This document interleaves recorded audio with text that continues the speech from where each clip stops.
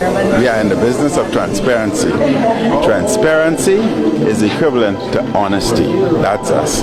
Transparency and accountability were the watchwords of the Free National Movement in the lead-up to the 2017 general election. FNM will ensure that all deals are exposed and transparent. The Bahamian people will not be kept in the dark.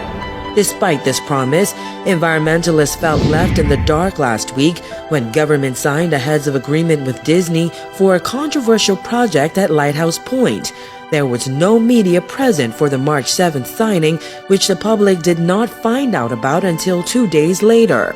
Amid backlash, the office of the Prime Minister sprung into defense mode last night, announcing the heads of agreement would be tabled in Parliament in the interest of accountability and transparency. However, it was reminiscent of another controversial heads of agreement signing.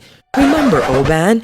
Officials held a ceremonial signing on February 19th of last year, but it wasn't until controversy ensnared Oban's executive chair that officials admitted that the real deal had actually been signed on February 10th.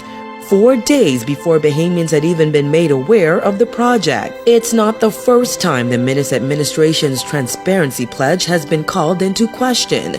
Remember British Queen's Counsel Edward Jenkins, who was hired to prosecute the high-profile Frank Smith case?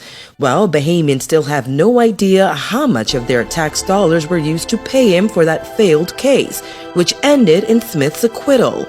Attorney General Carl Bethel told the Nassau Guardian recently, disclosing how much he was paid would be inappropriate.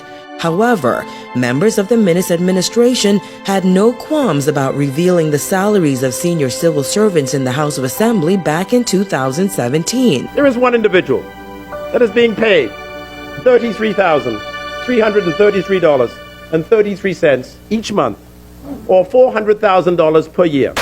An individual was getting paid, and I'm going to table this too, $140,000. Then there's the Chief Magistrate's stinging criticism of 2 cabinet ministers who testified in the Frank Smith trial.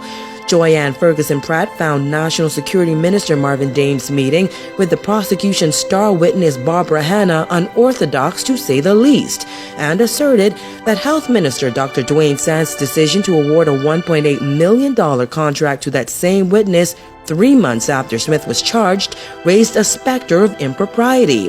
The Prime Minister promised to address their involvement in the case, and opposition calls for their resignation during a recent party event on Grand Bahama. However, while he touched on another matter before the courts, we're still waiting for Minnis to address this one. We are in the business of transparency. Transparency is equivalent to honesty. That's us. The Bahamian people will not be kept in the dark.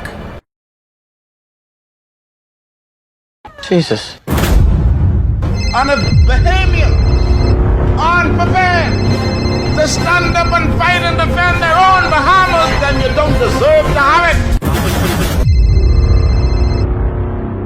We are in the business of transparency. Transparency is equivalent to honesty. That's us.